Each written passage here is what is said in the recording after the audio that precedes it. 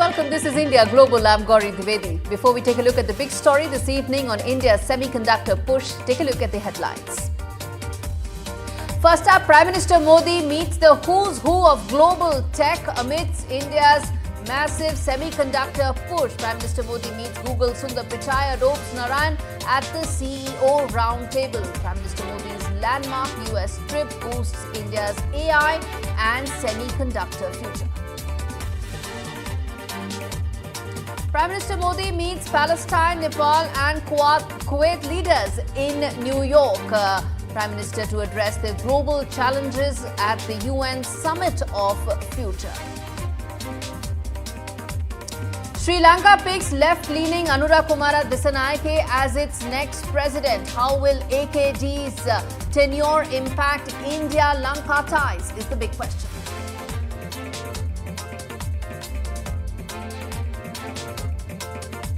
Israeli strikes kill at least 100 in Lebanon, says the official record. IDF says it's conducting extensive strikes on Hezbollah targets only. Japan says Russian patrol aircraft violated its airspace. Japanese fighters fire warning flares and starts a diplomatic protest.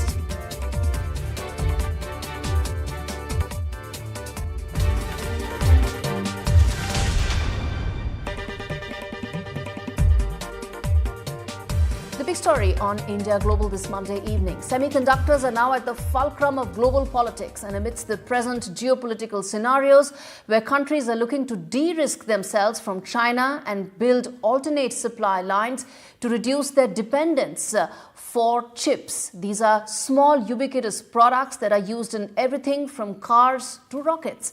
And it's these semiconductor manufacturing facilities that can now tilt global power balances. And India is trying to ensure that scales tilt in its favor. At the sidelines of the Quad, India and US signed a pact to build chips for defense purposes. It's a first for the US, which will share critical technology enabling this production. But India's semicon push is not just limited to fulfilling its defense needs. It wants to become a major player in the overall supply chain, besides serving its own domestic needs. Reports suggest that in the next 5 years, India may need about $300 billion of semicon components. Now, building homegrown capabilities to servicing this demand is now part of protecting New Delhi's own geopolitical interests. And that's our big debate today on India Global. How can India's chip dream now turn into reality? How will the partnership with US for defense needs open up larger opportunities? But first up, listen in to what Prime Minister Modi and Google CEO Sundar Pichai had to say on this. आज का Bharat ambitious सपने देखता है और उन्हें पूरा करने का भरसक प्रयास भी करता है। आज भारत विश्व की 5वीं सबसे बड़ी इकोनॉमी है, विश्व की सबसे तेजी से ग्रो करने वाली इकोनॉमी है और मैं पक्का मानता हूं कि मेरा ये जो तीसरा कार्यकाल है उसमें हम थर्ड लार्जेस्ट इकोनॉमी का हमारा जो गोल है उसको हम अचीव कर लेंगे।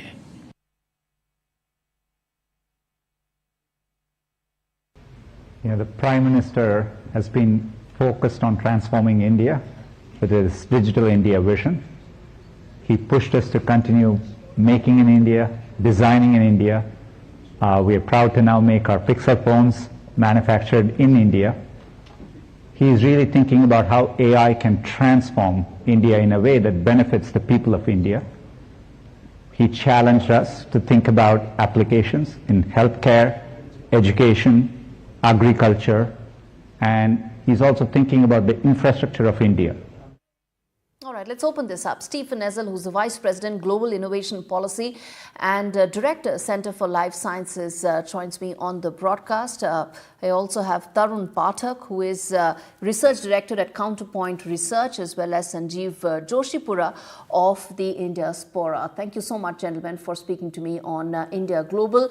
In fact, Tarun, let me start with you. You've been writing extensively about semiconductors. Explain to us, talk to us about the ambition that India has very clearly demonstrated in the last 1 year. There have been multiple pacts that have been signed, and what lies ahead. So according to you, this pact that has been signed with the US, does it open up a lot of opportunities? Does it kickstart manufacturing capabilities for India? Or do you think there's still some time left and some pieces that need to fit in? Thank you for having me on show. I think a very important topic. The big focus of this is the global supply chains are diversifying. And if you look at post-pandemic, what we have seen, the dependence on one nation can actually impact a lot of economies. So what has happened post-COVID is everyone has started diversifying a bit. And now if you look at semiconductor, their role has become very, very important. So we are talking about a industry, just specifically about India numbers, we are talking about closer to like $500 billion. And that is going to be very, very important because if you see things around, chips are everywhere right now in all the devices, and the penetration of these devices are increasing. So this becomes a very, very important for us as a nation to be self-dependent on this and diversify whatever the supply chains are being diversified. India stands advantage to that because we have, like Mr. Prime Minister has said, that we have a diverse pool of young audience that can do really, really well on that. On top of it, we have a huge domestic demand. We are talking about something we are consuming close to like 43 billion of semiconductor content every year in terms of components in India, and this is going to increase almost threefold in the next 6 to 7 years. So yes, a very, very important segment to take a call on right now. Exactly. That's why this discussion is so important. India needs to ensure that its geopolitical interests are protected, which is why it needs to have an independent supply line for chips, and at the same time become a global player in manufacturing of chips. Stephen, let me ask you this, that the pact and the collaboration with the US right now is for defense and several other areas. How important or crucial do you think that technology transfer will be for India for its larger chip ambition? Well, I think the relationship announced today, mostly on the military side, can most importantly serve as a validation factor for India. It's a confidence builder that when the U.S. government is collaborating with the Indian government, with the Indian agencies, it shows to our companies that there's confidence in India's ability to manufacture semiconductors. As you know, India has long been a leader in semiconductor R&D and design. In fact, about 20% of the world's chips are designed in India. So the challenge for India, though, is to translate its strengths in semiconductor design into semiconductor fabrication. India has had initial successes recently with announcements from Micron that they'll build an assembly test package facility in Gujarat. But if India is to fulfill its global chip aspirations, it's got to show that it can manufacture semiconductors as effectively as it can design them. That's a very important point, Sanjeev. Let me ask you this, which is that we've been speaking about designing, we've been speaking about testing, packaging, the lower end of the entire chain. But now we are talking about manufacturing. We are trying to move up the ladder. Can we do that? Can we ensure that we climb that ladder as fast as we hope to? Yeah, a few points here. So thank you for having me on the show. Vikram Misri, India's foreign secretary, actually made that point during his remarks in New York, saying that this is the initiative where India is moving up the vertically integrated value chain, not just design but also manufacturing and fabrication. I think it's crucial to note that the semiconductors that will be manufactured will have wide applicability. First of all, I noted that Konark Bhandari from the Carnegie Institute, who has been following semiconductors for a while, mentioned that the kind of dual element semiconductors that are being made have a lot of impact in the high energy space. And that really assists in a variety of different applications, whether it's energy, whether it's military, whether it's telecom, AI, etc. I think it's fair to say that this deal is a demonstration of the fact that US-India ties have entered an era of convergence, as both America and India have been saying for a while. If you take a step back to India's semiconductor mission and to the ISET, the Initiative on Critical and Emerging Technologies, which were all signed last year, I think the fact that this agreement has now come to fruition is just an indicator of the work that has been put into all of these agreements, which are an all-of-government approach. And I think that is crucial to note that both governments are paying key attention to this.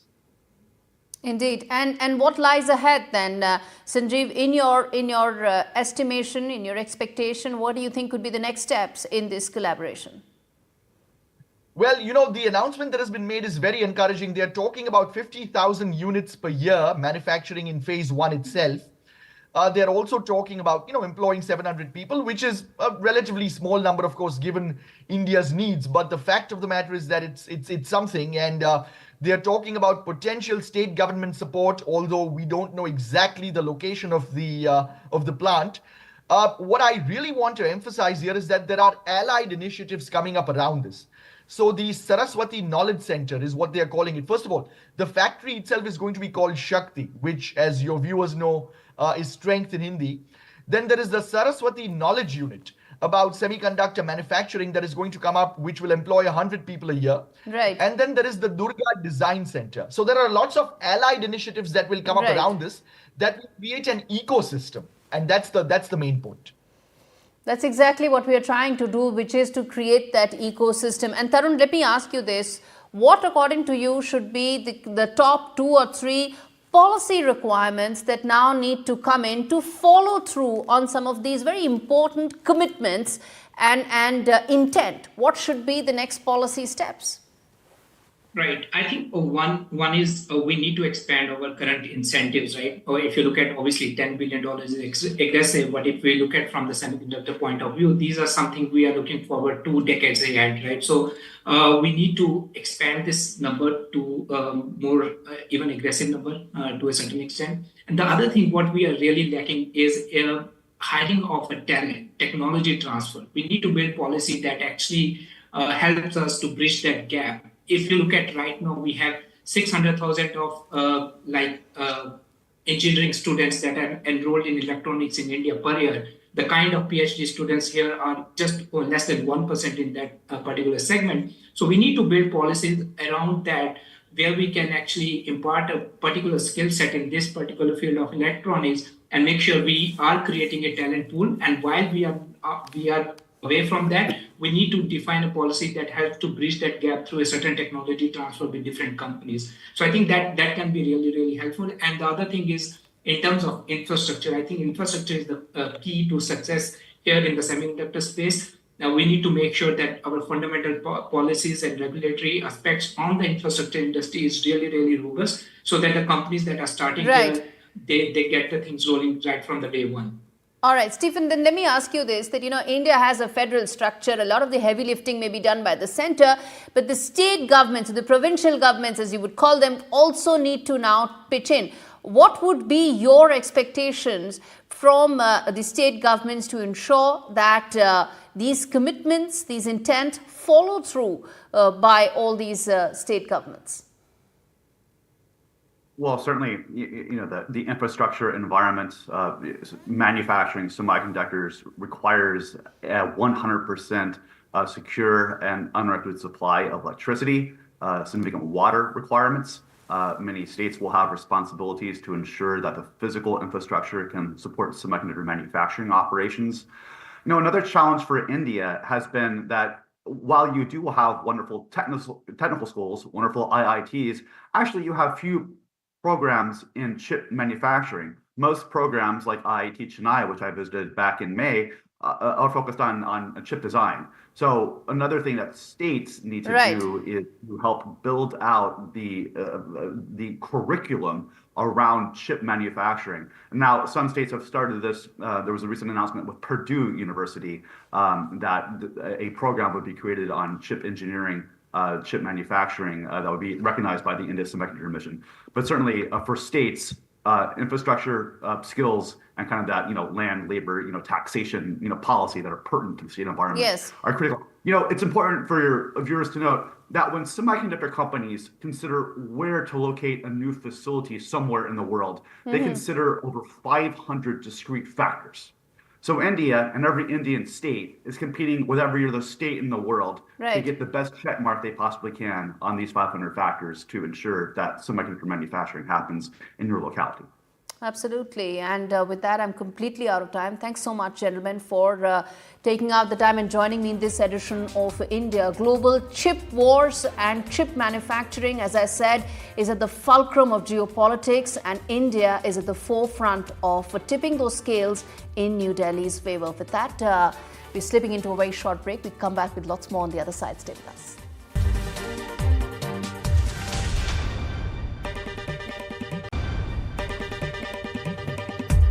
Welcome back. You're watching India Global with me, Gaurie, Dwivedi. Shifting focus now to Sri Lanka, where Anura Kumara Dissanayake has become the first leftist president of Sri Lanka. It's also the first election where he won the mandate in the second preferential vote. But he's been sworn in. He is now expected to lead Sri Lanka in its next phase of growth. What does it mean for New Delhi? What does it mean for the India-Sri Lanka relationship from here on, given the fact that there are concerns in power corridors that AKD has been fairly vocal about several aspects of engaging with India. He's also been very vocal about Chinese investments, and also he's been vocal about the Tamils in the northern part of Sri Lanka. Remember, 12% of Sri Lankan population is Tamil ethnic minorities, and the 13th Amendment of the Constitution is something that AKD is against it. Now, what does it mean for the larger bilateral relationship? That's our big debate on India Global.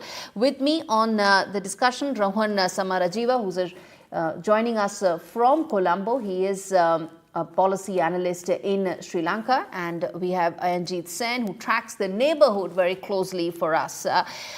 Rohan, let me start with you. AKD has been sworn in. Congratulations have been extended to him by Prime Minister Modi. He's also responded.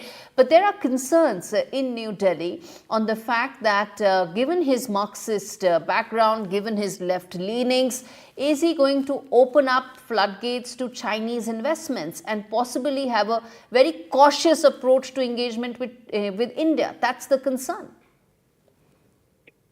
I think if you look back at the history of the party that he comes from, the core party, not the coalition, not the larger entity JVP, got him elected.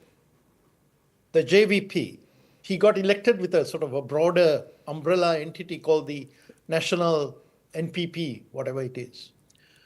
If you look back at the history, I think you have grounds for concern.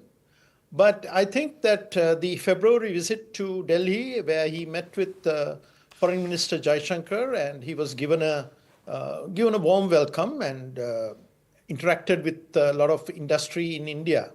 I think it has changed his views to some extent, and the economic realities, particularly given the unfortunate situation that Maldives finds itself in, I think has made his advisors see that anti-Indianism is not a viable political option these days. So I don't really expect him to take any precipitate steps that would favor China versus India. Okay. And I think the whole country knows that when we were in trouble in 2022, it is India that came to our assistance. And there was pretty much nothing from the Chinese side. Exactly. It was a $4 billion line that was extended to Colombo in 2022. $2.5 billion has been utilized. There's still some left. In addition to that, there's the $1.4 billion bilateral debt that is part of the restructuring. But Ayanjit Sen, I want to ask you this, that what, according to you, will be driving the India-Sri Lanka economic relationship, and also what happens to China's larger naval footprint in Sri Lanka? Do you see that happening? Thank you very much. Well, I think, first of all, the fact that India has already given out economic and humanitarian assistance worth $4.5 billion US dollars to Sri Lanka at a time when they needed it the most. And apart from the food aid and medicines which has gone there, I think that's something which the Sri Lanka has not forgotten. And despite whoever comes to power right now. For example, if the current president, Dissanayake, now he has himself visited India and has met our national security advisor and our foreign minister, Dr. S. Jaishankar. And in fact, our national security advisor went to Sri Lanka also later and met up with him. Now, from all that perspectives, I believe that he has already said one thing which is very important, saying that Sri Lanka's sea, land, and airspace are not to be used to threaten India or any kind of regional instability to cause, basically. So, from that perspective, I think India does not. Okay, those are early assurances coming in, is what you are saying. Okay, but you know, the question I want to ask this is, Samarajiva, to you as well, sir, which is twofold. One is the foreign relationships that AKD is looking to forge. Will that mean greater Chinese presence in terms of the Indian Ocean region? And secondly, also, the concern is that, you know, the Tamil minority issue in the north is a concern, and it could probably have larger ramification on the bilateral relationship as well, because the northern and eastern parts of Sri Lanka, they have Tamil minorities there. The 13th Amendment is something that AKD is strongly against. It has anyway not been implemented. Is that a concern, and do you see that having a spillover impact on the bilateral relationship? Well, again, if you go back to the history, that is back to 1987, when the 13th Amendment that devolved certain powers to the provinces was enacted, yes, his party was adamantly opposed to it. But there is a very clear, unambiguous statement in support of the 13th Amendment as part of this election campaign. So you see, I think we need to not equate the political party that existed in 1987 with the political formation, which is not the same party. It's a sort of a larger entity. What about China, sir? Very quickly, what about China, sir? China question is an interesting issue. I think that China has not been very forthcoming in terms of assistance, flexibility with regard to debt rescheduling, and so on. So I think China will make mostly commercial judgments with regard to investments and so on. But with regard to these ship visits and things of that nature, where the executive has greater autonomy, because remember, the president cannot decide everything. There is a legislature, and that is going to be decided by November of this year. Who has a working majority in the legislature? Because he has only 3 seats right now. Yes. Right? Out of 225. Yes. So we have to wait for the political situation to settle in November, when we'll get a picture of what the legislature is like and the executive. And that's when the China policy could become much clearer. I'm afraid I'm completely out of time. November. Thank you so much, gentlemen. I'm going to come back, and I have a feeling that I'm going to revisit Sri Lanka in coming days and talk more about that. But well, this is all the time I have in this edition of India Global. Thanks so much for watching.